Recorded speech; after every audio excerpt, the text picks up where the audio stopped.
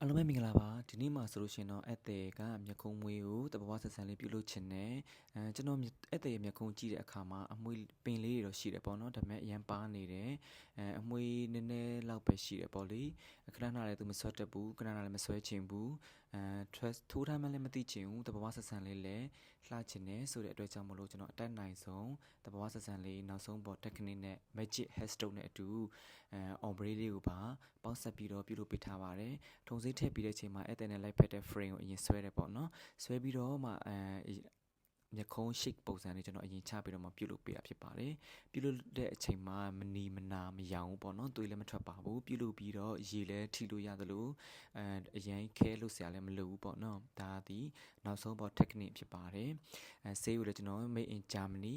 Fibro ဒါသုံးပြုပေးထားပါတယ်ခင်ဗျာအခုလိုပြုလုပ်ချင်တယ်ဆိုလို့ရှိရင်တော့ကျွန်တော်တို့ဆိုင်မှာဈေးမျိုးအစားအစာရှိတဲ့အတွက်ကြောင့်မလို့ဆက်သွယ်စုံစမ်းလို့ရပါတယ်အခုဆိုလို့ရှိရင်တော့နောက်ဆုံးရက်လက်လေးကိုကြည့်လိုက်ရအောင်အရှိကိုကျတော့လုံးဝအပင်လေးပေါက်နေတယ်အမွှေးလေးတွေပေါက်နေတဲ့အတိုင်းကျွန်တော်တို့ magic hair stroke ထုတ်ပြုလုပ်ပေးထားပါတယ်နောက်ပိုင်းကိုကျတော့ပို့ပြီးတော့အဖျားလေးကိုကျတော့ပို့ပြီးထင်းလေးဖြစ်ချင်တဲ့အတွက်ကြောင့်မလို့ခဲနဲ့ဆွဲထားသလိုပေါ့နော်